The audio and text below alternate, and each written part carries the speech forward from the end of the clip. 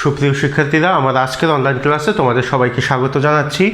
আজকে আমাদের আলোচ্য বিষয় হলো গতিবিদ্যা। পদার্থবিজ্ঞান প্রথম পত্রের তৃতীয় অধ্যায় গতিবিদ্যা। তোমরা বুঝতে পারছো যে গতিবিদ্যা মানে হলো গতি সংক্রান্ত বিদ্যা, তাই না? গতি বিষয়ক আলোচনা আজকে আমরা করব। তাহলে গতি বিষয়ক আলোচনা করতে গেলে প্রথমত আমাদের কিছু মৌলিক বিষয় সম্পর্কে সম্যক ধারণা থাকা আবশ্যক। সেই বিষয়গুলির মধ্যে যেমন প্রথমেই আমাদের আলোচনা করতে হবে প্রসঙ্গবিন্দু নিয়ে। প্রসঙ্গবিন্দু কি? তোমরা মাধ্যমিকে নবম দশম শ্রেণীতে প্রসঙ্গবিন্দু, প্রসঙ্গ কাঠামো, জড় কাঠামো সম্পর্কে জেনেছো। সেইগুলি আমরা একটু মনে করার চেষ্টা করি যে প্রসঙ্গবিন্দুটি আসলে কি। প্রসঙ্গবিন্দু বা প্রসঙ্গ বস্তু কাকে বলে? যে বিন্দু সাপেক্ষে কোনো স্থির বস্তু বা কোনো গতিশীল বস্তুর অবস্থানের পরিবর্তন জানা যায়, অবস্থানের পরিবর্তন সম্পর্কে জানা যায়, তাকে বলা হয় প্রসঙ্গ বিন্দু। ঠিক আছে না? আচ্ছা, তাহলে প্রসঙ্গ বিন্দু বললে প্রসঙ্গ কাঠামো সম্পর্কেও আমাদের জানা দরকার। তাহলে প্রসঙ্গ কাঠামো কি? যে স্থানাঙ্ক ব্যবস্থায় কোনো একটি প্রসঙ্গ বিন্দুর সাপেক্ষে কোনো বস্তুর, সেটি স্থির বস্তু হোক বা গতিশীল বস্তু হোক, তা স্থির বস্তু বা গতিশীল বস্তুর অবস্থান সম্পর্কে জানা যায়, সেই স্থানাঙ্ক ব্যবস্থাকে বলা হয় প্রসঙ্গ কাঠামো। প্রসঙ্গ কাঠামো। এখন প্রসঙ্গ কাঠামো নিয়ে কথা বলতে গেলে আমরা যে কথাটি বললাম যে জড় কাঠামো সম্পর্কেও আমাদের ধারণা থাকতে হবে। তাহলে জড় কাঠামো কি? যে প্রসঙ্গ কাঠামোতে গ্যালিলিও এবং নিউটনের বস্তুর জড়তা সম্পর্কিত বলবিদ্যা সম্পর্কে জানা যায়, বা বলবিদ্যা সম্পর্কে, জড়তার বলবিদ্যা সম্পর্কে ব্যাখ্যা করা যায়, তাকে বলা হবে জড় কাঠামো। এই প্রসঙ্গ জড় কাঠামোকে আমরা তিনটি ভাগে বিভক্ত করতে পারি। তিনটি ভাগ কি কি? একটি হলো একমাত্রিক প্রসঙ্গ কাঠামো, দ্বিমাত্রিক প্রসঙ্গ কাঠামো এবং ত্রিমাত্রিক প্রসঙ্গ কাঠামো। একমাত্রিক প্রসঙ্গ কাঠামো এরকম হতে পারে, দ্বিমাত্রিক প্রসঙ্গ কাঠামো এবং ত্রিমাত্রিক প্রসঙ্গ কাঠামো বলা হবে এটিকে। তাহলে এটি হলো, মনে করি আমরা এক্স অক্ষ, এটি এক্স ওয়াই এবং এর একটি প্রসঙ্গ বিন্দু আমরা মনে করলাম ও। এখানে একটি প্রসঙ্গ বিন্দু ও থাকবে এবং এক্স, ওয়াই এবং জেড তিনটি স্থানাঙ্ক থাকবে। তাহলে কি পার্থক্য দেখতে পাচ্ছি যে একমাত্রিক প্রসঙ্গ কাঠামোতে একটি মাত্র স্থানাঙ্ক দ্বারা কোনো বিন্দু বা কোনো বস্তুর গতি প্রকৃতি সম্পর্কে জানা যায় বা ব্যাখ্যা করা যায় বা অবস্থান সম্পর্কে জানা যায়, তাহলে এই প্রসঙ্গ কাঠামোটিকে বলা হবে একমাত্রিক প্রসঙ্গ কাঠামো। এবং দ্বিমাত্রিক প্রসঙ্গ কাঠামোর ক্ষেত্রে দেখো দুইটি স্থানাঙ্ক এক্স এবং ওয়াই এবং এদের একটি প্রসঙ্গ বিন্দু ও আছে। তাহলে দ্বিমাত্রিক প্রসঙ্গ কাঠামোতে দুইটি স্থানাঙ্ক এবং একটি প্রসঙ্গ বিন্দু যদি থাকে এবং এর সাহায্যে যদি কোনো বস্তুর অবস্থান বা গতি ব্যাখ্যা করা যায়, তবে তাকে বলা হবে দ্বিমাত্রিক স্থানাঙ্ক ব্যবস্থা। তাহলে ত্রিমাত্রিকের ক্ষেত্রেও তোমরা বুঝতে পারছো যে এক্ষেত্রে তিনটি স্থানাঙ্ক থাকবে এবং একটি প্রসঙ্গ বিন্দু থাকবে, যার সাহায্যে আমরা কোনো বস্তুর অবস্থান বা তার গতি নির্ণয় করতে পারবো বা ব্যাখ্যা করতে পারবো।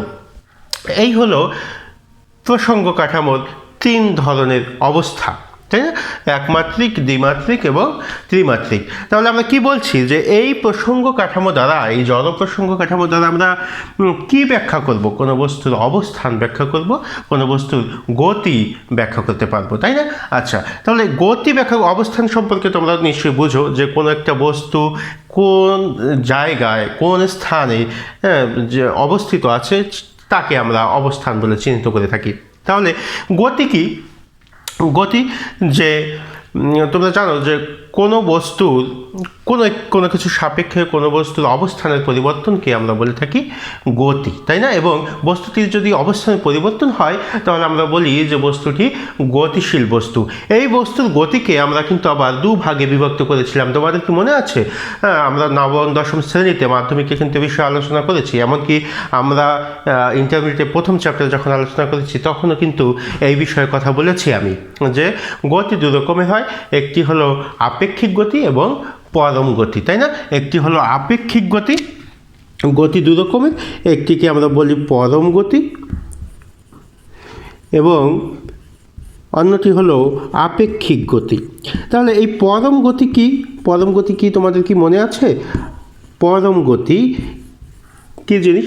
যে যদি প্রকৃতপক্ষে স্থির কোনো বস্তুর সাপেক্ষে, প্রকৃতপক্ষেই স্থির কোনো বস্তুর সাপেক্ষে যদি আমরা কোনো বস্তুর গতি পরিমাপ করতে পারি, তবে সেই গতিকে আমরা বলবো পরম গতি। আর যদি প্রকৃতপক্ষে স্থির না হয়, প্রকৃতপক্ষে স্থির নয় এমন কোনো বস্তুর সাপেক্ষে যদি আমরা কোনো বস্তুর গতি নির্ণয় করি, তাহলে সেই গতিকে আমরা বলবো আপেক্ষিক গতি। ঠিক আছে না? তাহলে পরম গতি এবং আপেক্ষিক গতি। বাস্তবে কি পরম গতি বলে কিছু আছে? না, নেই। কারণ বাস্তবে পরম স্থিতিশীল কোনো বস্তু খুঁজে পাওয়া সম্ভব নয়, তাই পরম গতি বলে আসলে কিছুই নেই। আচ্ছা, এই হলো মৌলিক কিছু বিষয়। এখন গতি সম্পর্কে আরও বিস্তারিতভাবে যদি আমাদেরকে জানতে হয়, আরও সূক্ষ্মভাবে যদি আমাদেরকে জানতে হয়, তাহলে আমাদের গতি সংক্রান্ত কয়েকটি রাশি নিয়ে আলোচনা করা দরকার। সেই গতি সংক্রান্ত রাশিগুলি কি? কোন রাশিগুলির কথা আমরা বলছি? তোমরা কেউ বলতে পারো? নিশ্চয়ই তোমরা জানো যে আমরা কোন বিষয়গুলি নিয়ে কথা বলতে চাচ্ছি। সেটাগুলি হলো যেমন স্মরণ। স্মরণ গতির সাথে সম্পর্কিত একটি রাশি, তাই না? স্মরণ, দ্রুতি, স্মরণ, দ্রুতি, বেগ, ত্বরণ, এই বিষয়গুলি নিয়ে আমাদের আলোচনা করা দরকার। যদি আমরা গতি সম্পর্কে খুব সূক্ষ্মভাবে জানতে চাই, তাহলে অবশ্যই আমাদের এই বিষয়গুলি সম্পর্কে জানতে হবে। স্মরণ সম্পর্কে, দ্রুতি সম্পর্কে, বেগ এবং ত্বরণ সম্পর্কে। ইতিমধ্যেই তোমরা এই বিষয়গুলি সম্পর্কে অবগত আছো, তবুও আজকে আমরা ক্যালকুলাসের ভিত্তিতে একটু আলোচনা করব। দ্রুতি সম্পর্কে যখন আমরা আলোচনা করবো, সেক্ষেত্রে কিন্তু আরও কয়েকটি বিষয় আমাদের থাকবে, যেমন সমদ্রুতি, অসমদ্রুতি, তাৎক্ষণিক দ্রুতি, গড় দ্রুতি। বেগের ক্ষেত্রেও কিন্তু তাই, হ্যাঁ, ত্বরণের ক্ষেত্রেও একই অবস্থা। তো আমরা আলোচনার পূর্বে একটু কথা বলি যে স্মরণ কী। স্মরণ কি? যে কোনো বস্তুর অবস্থানের পরিবর্তন, হ্যাঁ, একটা নির্দিষ্ট দিকে, একটি নির্দিষ্ট দিকে কোনো বস্তুর অবস্থানের পরিবর্তনকে আমরা বলি যে বস্তুটির স্মরণ হয়েছে। কি বললাম? কোনো একটি নির্দিষ্ট দিকে, কোনো একটি নির্দিষ্ট দিকে। তাহলে এই কথাটিকে আমরা বুঝতে পারছি যে এটি একটি ভেক্টর রাশি, কারণ এর একটি দিক থাকতে হবে এবং অবস্থানের পরিবর্তন হলে কতটুকু অবস্থানের পরিবর্তন হয়েছে তার একটি মানও থাকবে। তার মানে এটি একটি ভেক্টর রাশি, তাই না? এখন স্মরণ সম্পর্কে যদি কথা বলি, আমি বললাম কোনো একটি নির্দিষ্ট দিকে, তাই না? তো নির্দিষ্ট দিকে বলতে যদি মনে করি এখানে এই বিন্দু থেকে এই বিন্দুতে আসবে, এ বিন্দু থেকে বি বিন্দুতে তুমি আসতে চাও, তাহলে তুমি এই সরাসরি এই সরল রেখা বরাবর এখানে আসতে পারো। আবার তুমি এই পথেও কিন্তু এখানে আসতে পারো। আবার যদি বলি যে একটু বক্রপক্ষে ঘুরে এইভাবে যদি তুমি আসতে চাও, তাও কিন্তু তুমি এ থেকে বিতে পৌঁছতে পারো। তাহলে এই দূরত্বটি যদি হয় 15 মিটার, এই দূরত্বটি যদি হয় 10 মিটার এবং এটি যদি হয় 20 মিটার, তাহলে আমি যদি বলি যে এ থেকে বিতে আসতে বস্তুটির বা কোনো ব্যক্তির স্মরণ কতটুকু হয়েছে, তাহলে তুমি কি বলবে? তুমি কি 20 বলবে, 15 বলবে, নাকি 10 বলবে? অবশ্যই এটি 10, কারণ স্মরণ হলো ক্ষুদ্রতম পথের দূরত্ব। হ্যাঁ, একটি অবস্থান থেকে অন্য অবস্থানে সব থেকে ক্ষুদ্রতম পথের দূরত্ব, সরল রৈখিক দূরত্বকে আমরা বলে থাকি স্মরণ। সরল রৈখিক ক্ষুদ্রতম পথের দূরত্বকে আমরা বলে থাকি যে বস্তুটির এতটুকু স্মরণ হয়েছে। তাহলে এই 15, এই বক্র পথের যে এই থেকে বিতে আসলো, এটাকে কিন্তু আমরা স্মরণ বলতে পারি না। যদি এই পথেও তুমি ঘুরে আসো এবং জিজ্ঞেস করা হয় যে তুমি কতটুকু স্মরণ ঘটেছে তোমার, তাহলে বলতে হবে যে এ থেকে বি এর যে দূরত্ব, সরল রৈখিক যে দূরত্ব 10, ততটুকুই হলো স্মরণ। তাহলে এই বক্রপথে তুমি যে পথ অতিক্রম করলে সেই পথের পরিমাণ কিন্তু স্মরণ নির্দেশ করে না, স্মরণ নির্দেশ করবে ক্ষুদ্রতম দূরত্বটুকু। আচ্ছা, এখন আমরা কথা বলবো দ্রুতি সম্পর্কে। দ্রুতি কি? দ্রুতি কাকে বলা হবে? যে কোনো বস্তুর অতিক্রান্ত দূরত্ব, কোনো বস্তু এক স্থান থেকে অপর স্থানে যেতে যতটুকু পথ অতিক্রম করে, যতটুকু পথ অতিক্রম করে তার হারকে বলা হয় দ্রুতি। তার হারকে বলা হয় দ্রুতি। তাহলে তার হারকে বলতে কী করতে হবে? তাহলে সময়ের সাপেক্ষে, সময়ের সাপেক্ষে কোনো বস্তু যে পথ অতিক্রম করে, যে দূরত্ব অতিক্রম করে, তাকে বলা হয় দ্রুতি। ঠিক আছে না? তাকে বলা হয় দ্রুতি। তাহলে দ্রুতি সমান আমরা কি লিখতে পারি? দ্রুতি সমান আমরা লিখতে পারি মোট অতিক্রান্ত দূরত্ব, তাই না? মোট অতিক্রান্ত দূরত্ব মোট অতিক্রান্ত দূরত্ব বাই সময়, তাই না, বাই সময়, ঠিক না? তাহলে এটি হবে তার দূরত্ব। এই ক্ষেত্রে দেখো দূরত্বের ক্ষেত্রে কিন্তু দিকের কোনো বিষয় নেই, তুমি কোন দিক দিয়ে আসবে না আসবে সেই বিষয়টি এখানে নাই। তাহলে দ্রুতি একটি স্কেলার রাশি, কেননা এখানে মান তো প্রকাশ করে কিন্তু কোনো দিক নেই। এবারে তাহলে যদি বলা হয় যে গড় দ্রুতি কীভাবে নির্ণয় করবে, গড় দ্রুতি, হ্যাঁ, গড় দ্রুতির ক্ষেত্রে নির্ণয় করার ক্ষেত্রে আগে যে বিষয়টি বলতে হবে সেটি হলো সমদ্রুতি এবং অসমদ্রুতি। যদি সমান সময়ে কোনো বস্তু সমান পথ অতিক্রম করে তবে আমরা তাকে বলবো যে বস্তুটি সুসমদ্রুতি হয়েছে বা সমদ্রুতি হয়েছে।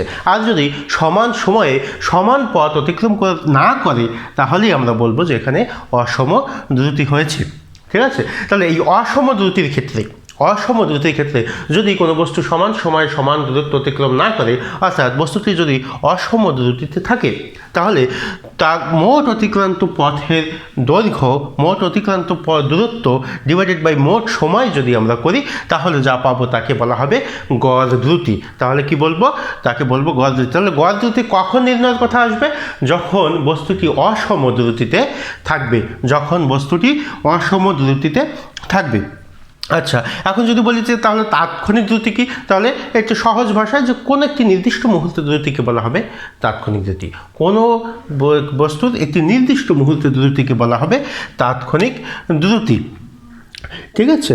আচ্ছা, এই ক্ষেত্রে দ্রুতিকে যদি আমরা এস দ্বারা দ্রুতির তাৎক্ষণিক দ্রুতির ক্ষেত্রে আমরা লিখতে পারবো এরকম যে limit tends to 0 del S by del T বা ডিএস বাই ডিটি। এভাবে কিন্তু আমরা এটা ক্যালকুলাসের মতে, ঠিক আছে, ক্যালকুলাস মতে যে আমরা এইভাবে নির্ণয় করতে পারবো একেবারে ক্ষুদ্র সময়, যে সময় যদি খুব শূন্যের কাছাকাছি হয়, টি টেন্স টু 0, আমি আগে বলেছিলাম টি টেন্স টু 0 মানে শূন্য নয়, টি টেন্স টু 0 মানে হলো শূন্যের কাছাকাছি একটি মান, শূন্য কিন্তু নয়।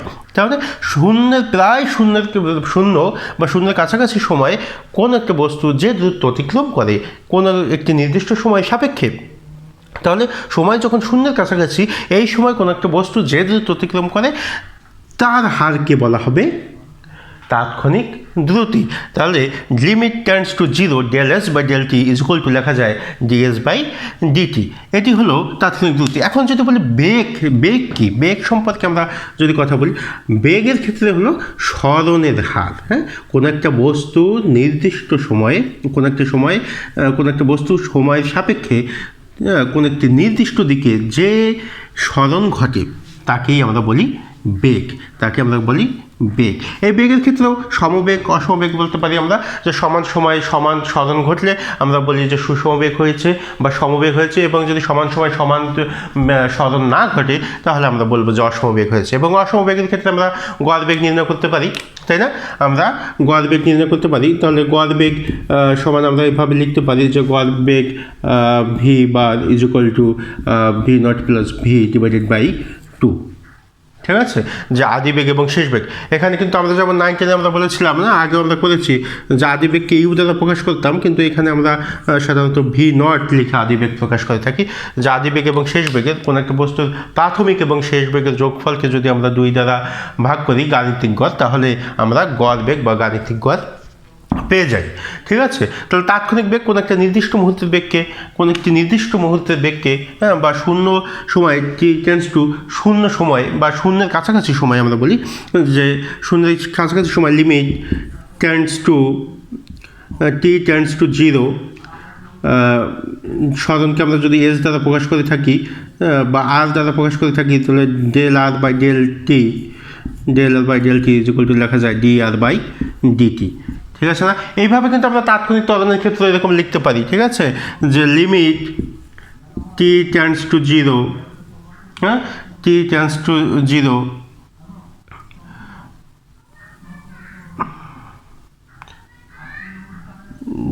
Del V by del T সমান ডি ভি বাই ডিটি। এটা ত্বরণের ক্ষেত্রে, ত্বরণ, ত্বরণের ক্ষেত্রে আমরা লিখতে পারি, কারণ বেগের পরিবর্তনের হারকে ত্বরণ বলে, আমরা জানি যে বেগের পরিবর্তনের হারকে ত্বরণ বলে।